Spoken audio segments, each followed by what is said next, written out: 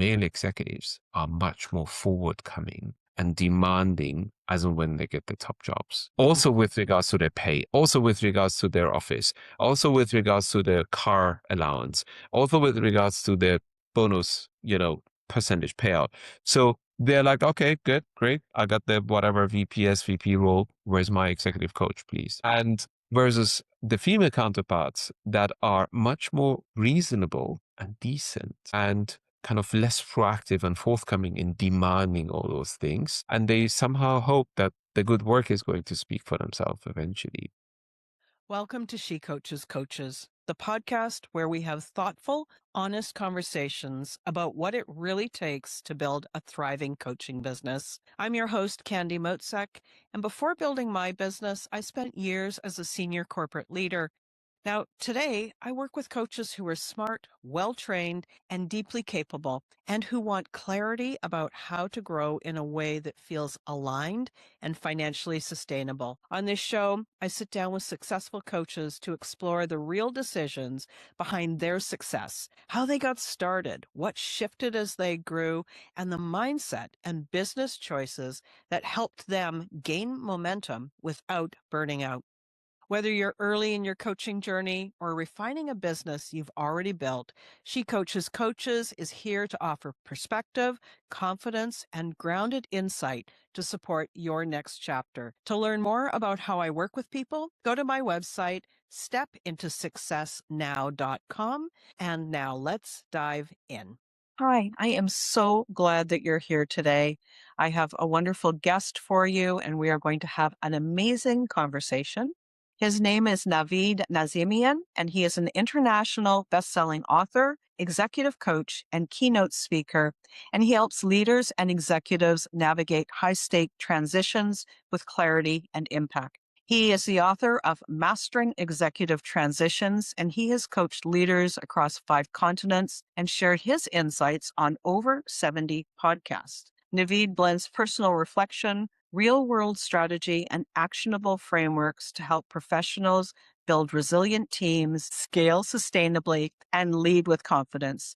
He's recognized as a LinkedIn top voice, and he engages a global community of over 40,000 leaders with thought leadership and mentorship, guiding ambitious professionals to thrive during those moments that define careers and organizations. Naveed, I am so happy to have you on the show. Thank you so much, Candy. This has to be the kindest introductions and the best I have ever heard about myself. So I want to take that as a positive sign and can't wait to get started. Thank you. So for those of you who know me, Naveed and I don't know each other. We've had a very brief conversation. But what I noticed in his approach and in everything that he does, and so I'm kind of priming you here for this conversation, is he's got a very genuine and intentional way of creating relationships with people. And you can feel it from the first either DM or email or conversation that you have. And so that is something that is really special. And for those of you who are coaches and you're thinking, how do I build relationships? How do I be that coach and build the relationships? Listen to how he approaches conversations. And I think you're going to learn a lot. Fantastic. Thank you so much. So Naveed, tell me, I would love to hear, what are you most excited about, most passionate about in your business today? Yes. So I spent 26 years working for some of the world's most admired companies. And in the year 22, something very interesting happened, Candy. My book launched, and much to my surprise, and I think it's fair to say also my publisher was very surprised by that, it started to sell incredible numbers right from the first day of a launch. And I am still in awe as to how that all came about. But the reality is, very, very quickly, Candy, I had people such as yourself and many others who reached out to me out of the blue, and just this energy that was coming my way. I had requests for coming and speaking at a global leadership conference of an organization. I had requests for being a guest on a podcast, a wonderful show such as yours. I had all sorts of different queries coming my way. And I realized very quickly that with my full-time dedication to my day role as an executive HR leader, it was almost impossible to even say yes to every third or fourth such request that came my way. And mind you, I also saw that there's a bit of a timestamp in all these requests that I get, because guess what? The Global Leadership Conference is coming up in 6 months' time, and that's the day. And if you can't make that day, they may or may not be interested in you coming the next year and have the speech there. So I then, in a very nice way, was forced to make a decision. And the decision I took was that I had the most incredible run in the executive corporate career, hamster wheel. And I really wanted to go all in to soak all this positive energy and different kind of opportunities that came my way and just sit with it and see what it's like. And if that didn't really work out, which was absolutely a prospect, a year or 2 years into that, what's the worst that could happen to me? I just go back and, marry again with the corporate. And that was my moment in January 22, where I realized, if not now, when? And that's what I allowed to, step into. I love that. And for so many reasons. First, obviously, you're doing the work that you're meant to do. Second, because you took a risk. And third, you had the demand before you created the business. And that's an unusual combination. I am so curious. Why do you think the book became so popular so quickly? And I'm sure people ask you this question, but there's something here that I think everybody can learn from. Sure. So before I answer that, I didn't quite answer your first question, which is what are you most excited about in your business? And what I'm really excited about is to make the work that's inside the book and in my coaching practice established accessible to broader audiences. And this is already happening as we speak. I have an ICF accredited coach training program where I take people like yourself who are already qualified coaches, sometimes at a higher level of capability than I have, but I teach them all about the topic of transition coaching. And I really help them to lift their game in this particular niche discipline. And then the other product that I haven't even spoken about in the public that I will launch in Q2 this year is an immersive e-learning product based on the core findings of the book. And again, that's something that will actually make this work accessible to a much broader audience, because it's something that sits in between just consuming my book and doing the one-on-one work with me. And that's kind of what I'm really excited about. But to come back to your second question, which is, what do you attribute the success of the book to? The honest answer is, I haven't gotten a clue. I really don't. What I do know, though, are some things that may have helped this book to be the success it is. And success is always relative. So I've shipped 10,000 copies in 4 years. That's kind of what I'm looking at. So the first thing is, early on, when I sent my manuscript to all sorts of very important and interesting people, every single one of them came back with some form of a positive feedback. And then I went back and asked them, Marshall Goldsmith being one of them, Dave Ulrich, the father of modern HR, was another one. And I said, I really enjoy reading your feedback about my book. Thank you so much for taking the time to do that. Would you be so kind to allow me to use that as a testimonial for other people? Because I'm sure they would care about what you have to say about this book. And every single person said, absolutely, yes. Nobody asked me for any money, anything like that. And so I think that's one of the reasons why the book is so successful, because people that are far more famous and important than I will ever be have said good things about it. The second reason is, why is that actually the case? Why did they say those kind things about the book? Because let's face it, if they didn't really enjoy the book, they would not mind to share that also with their followers. Is that I spent 7 years on this book. It was really like a life's work. And the 7 years, I roughly spent 5 years just researching the topic, and then a year to build the actual manuscript and the draft manuscript and so on. And another year to create a workbook. Less than 1% of thought leadership books have a workbook attached to them, which means that if anybody wanted to take me up on my double diamond framework, for instance, and put it into practice, they can absolutely do that because the workbook is included in the book. So those are just some ideas around why I think it's been such an overwhelming success. But that that hopefully gives you an idea around what I think is the case, but the real honest answers, I haven't got a clue. Okay. So I heard a lot here. So first, asking for feedback, then continuing that conversation with the people who gave you the feedback and asking to use that. Spending a long time doing the research and developing your approach and then pulling it together, going the extra mile by having the workbook to go with it, developing a framework that's a trademarked framework that you can really lean on. Those are great strategic approaches, right? And I still am curious about the who you were being when you wrote it and developed the concepts. And I am curious if you think that had a contribution to the success. Of course. I mean, in a way, and I decided against writing an autobiography. A, because I don't think my life is nearly as interesting to consume a book, and B, I really find it interesting when I read those autobiographies from other people who may not be like someone like Steve Jobs or Gordon Ramsay. Here's how I did it, and now please go ahead and copy and paste, and hopefully it's going to work for you as well. I just lack the evidence and the deep research that is required. So, of course, my book also includes anecdotes and my own felt sense and experience of what it takes to lead and succeed in all these companies and across all these geographies. But I really wanted to go much broader, much more deeper than that. So, that is one of the reasons why my book has 156 citations. The appendix is 22 pages long. And this is really a lot more than just about me or what I experience and what I think is the right thing to do. But yeah, it's all of that is the honest answer. Yeah. Yeah. I think there's just a quality there's a quality there that's different than many authors that I've interviewed. And I mean, I've interviewed a lot of authors and they're wonderful people, but there's a slight difference. And so that's the piece that really got me curious. I know that it's talking about transitions, executive transitions. So one of the questions is what should be top of mind for executives as they go through transitions? And then comparing that to what do they actually have top of mind?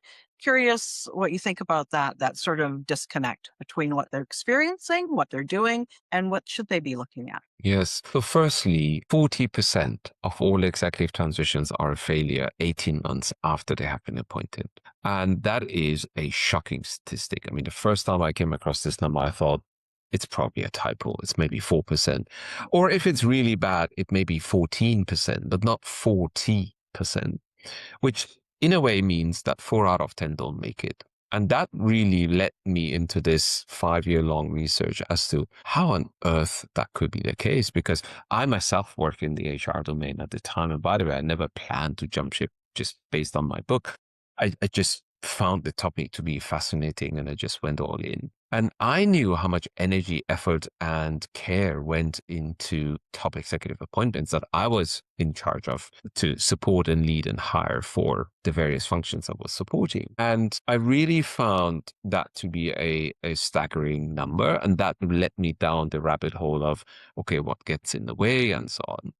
So to kind of come back and try to answer your question in a short way, I think Dr. Marshall Goldsmith, who was one of my mentors and someone who wrote a very kind foreword of my book. He was one of the first gurus who endorsed my book. He he has written 42 books, and I may be lower than his actual number here because he keeps producing books after books. And he told me one day when we met here in Dubai, it was about a year ago, that one book has outsold all the other 41 books at the time. And that book is titled, What Got You Here Won't Get You There. And I think that is one of the more fundamental truths that I want to cite, which is between what gets in the way and how come that so many are not successful. It's because many leaders assume, especially if they have transitioned once successfully, that somehow magically they have figured out this success formula and nothing can get in the way. So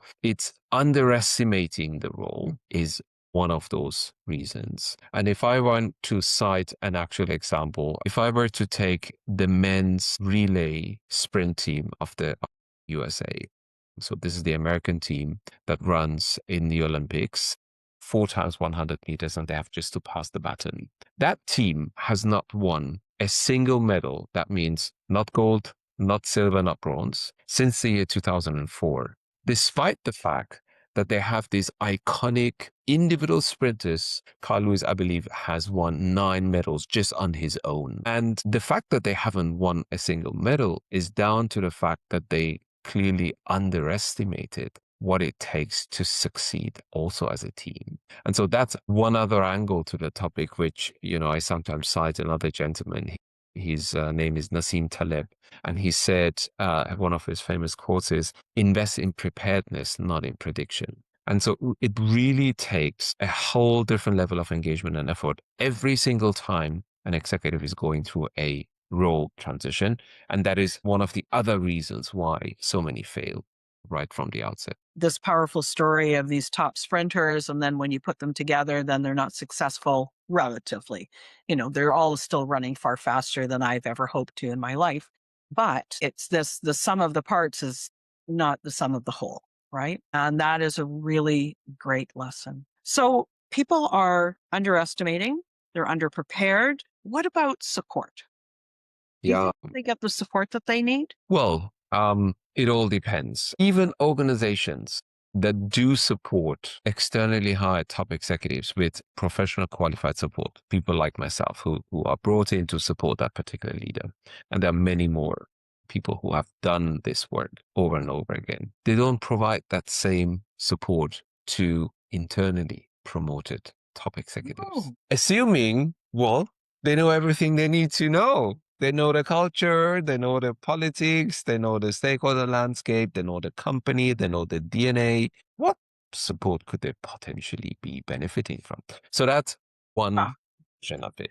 I delayed the launch of my book because I just got my hands on a new study that was published by DDI. This is Development Dimensions International, similar to CCL or HBR. And they just published this latest study called Leaders in Transition. And I think August 2020 was the date of this study. And they figured out that there is a big difference in the level of support that female executives get and their male counterparts get for the same level promotion. And they had divided it up by the items of support. And there were many items that they cited. And one of the items was, for instance, just to give you an idea, was what is the percentage of those top executives that receive dedicated leadership skills training? So let's say you have been a finance director all your life, and now you're stepping into your first GM role. So now you're a general manager, and you obviously need to know more than just the numbers and the P&L. So that was a 13 percentage point delta between male female counterparts. The second item was how many of those top executives were formally assessed, and the assessment and the debrief of the assessment was used as individual development plan input for them so that they know what they need to specifically more focus on. And the third item was what percentage of those female versus male leaders received a formal coaching or mentoring support as part of this transition. And again, that number was 22 percentage point difference. Wow. So in a nutshell, female executives receive far less support than their male counterparts. Now, the sad truth is this study was not to find out why that is the case, because that was just a side finding of the study. And they figured it out through the demographics that they asked at the end of the survey. But the real truth is that if I wanted to think about why that may be, I don't think there's any foul play or bad intent here that the company wants to overtly focus on the male execs and neglect the female counterparts. But the truth of the matter is, and this is based on my own humble experience of working in HR for 20 years, male executives are much more forward-coming and demanding as and when they get the top jobs. Also with regards to their pay, also with regards to their office, also with regards to their car allowance, also with regards to their bonus, percentage payout. So they're like, okay, good, great. I got the whatever VP role. Where's my executive coach, please? And versus the female counterparts that are much more reasonable and decent and kind of less proactive and forthcoming in demanding all those things. And they somehow hope that the good work is going to speak for themselves eventually. And so this is the only reason I can relate this delta in male and female counterpart support. And it's a real case. And this is one more reason why they are not quite getting the support that they definitely deserve. Yeah, and so there's a lot of socialization in there. And I have been one of those women who moved into leadership a number of times. And some of it is socialization, some of it is just not asking. It's a complicated topic for sure. So the question is, if you have, and you may not know the answer specifically, but maybe there's an idea. If on the whole, generally, females receive percentage less of support than a male. And what's the difference in the failure rate for the Yeah. female with Yeah. one? So, That's a great angle. There is no significant difference in male and female failure rate. We were to believe that this study that focused only on, I don't know, 4,200 leaders at the time is a representative study of the general state of the organizations and what support they provide to the male and female counterparts, is that they are actually more successful. Unfortunately, the failure rate is still the 40%. So it doesn't really differ between male and female. But if we assume that as a baseline assumption, that actually means that female executives are slightly more successful than their male counterparts. And I would like to come back to what you asked me two questions before, which was, I think, just a thought in your head. You said, oh my goodness, this surely must be an expensive undertaking. I wonder what the cost of that is, which again is something I spent a considerable amount of time exploring. And the simple answer to your question, Candy, is that the cost of an executive transition failure is roughly 10 to 30 times the total reward package of that executive. So if you assume $1 million, just to make it a simple case, you're looking at 10 to $30 million if that yes. executive is not succeeding.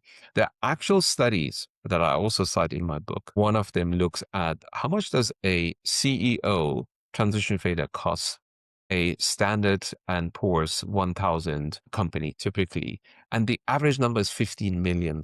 So they have actually been able to put a dollar value on that. And then there's another one that looks at the UK version of the same. And again, they are citing 10 to 30 times. So they are the downward or the opportunity cost of getting this wrong is certainly far higher than what I personally charge for this sort of a service. And I know other coaches are charging. And if you look at that as a very small, meaningful investment into something that could potentially cost you a 2 or 3 digit million number as a downside risk. So we've got the idea then at the same time, we have many of these organizations madly doing multiple restructurings and, reducing their workforce to save money that possibly could have been not needed Yeah. if the leaders were better transitions. And so the spillover effect of that could be massive. I'm curious. So then the way to hedge your bets to be the most successful as a leader in transition is to be an external female coming into an organization probably gives you a better chance being successful. What do you think? I would have to disagree with that because we haven't Okay. unpacked that number, the 40%, which actually, there are two other studies. One is done by McKinsey and the other one by Harvard Business Review.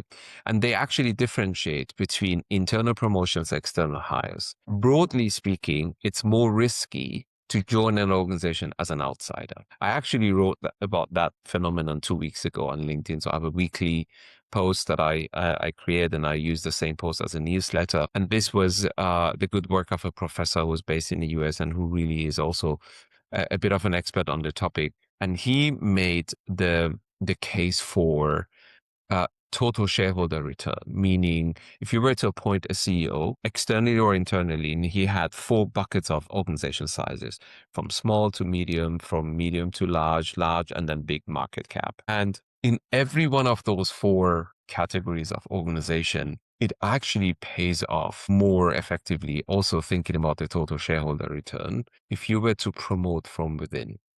And what I do is to look at what is the downside risk of promoting from within and hiring from outside. And the downward risk is actually slightly higher when you hire from the outside. So that number is more like 47%. and the internal promotion rate is more like 33 to 37, the failure rate. And so that the combination of the two, which typically is the 40% that we can all agree on. So, you've done a wonderful job sharing the numbers and sort of the approach and some great learnings about these transitions.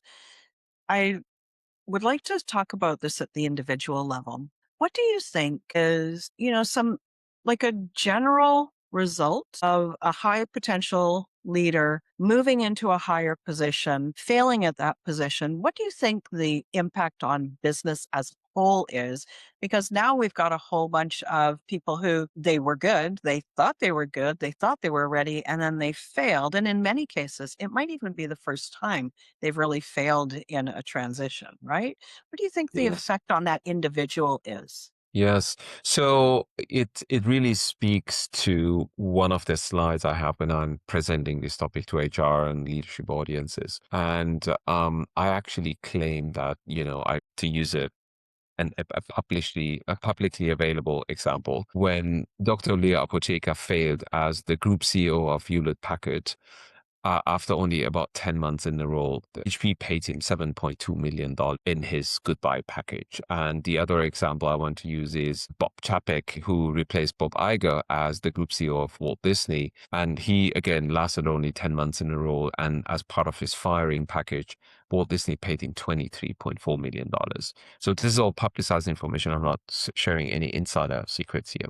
The fact of the matter is, though, Candy, that neither Leo Apotheker nor Bob Chapek landed a role after this spectacular failure at the very top of a prominent organization that was either at the same level or higher than the one that they just spectacularly failed at. And so this is one of the reasons why I claim that the highest cost of failure is actually paid by the executive and not necessarily by the organization. Of course, it's painful for Walt Disney, A, to admit they hired the wrong guy for the wrong job or whatever they didn't do, didn't really support them in the role. And for whatever reason, they failed. But it's unlikely that they are going to go bankrupt as a result of chucking $23.4 million after a bad hire. So, these are billion-dollar organizations and they have billion-dollar profits, despite the fact that, again, the 23.4 million can exit by 10 to 30 times, which is the actual cost to the organization.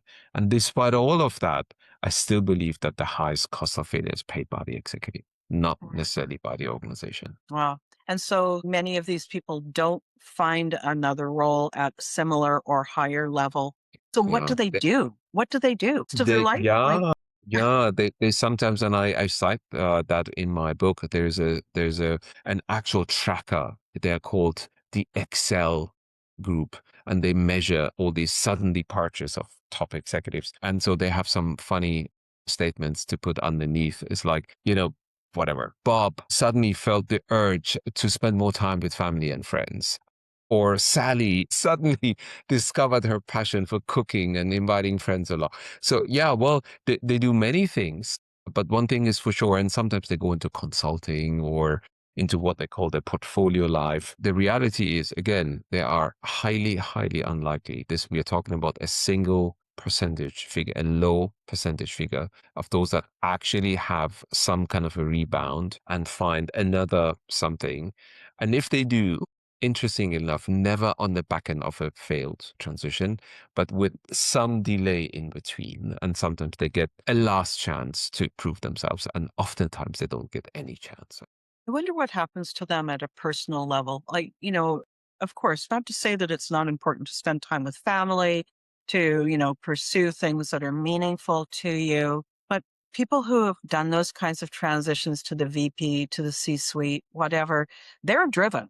They're not satisfied with just doing regular life, like, of course, there's satisfaction at some level, but they want to excel. And so, of course, we've got the cost, but then at the personal, individual cost, I wonder what happens.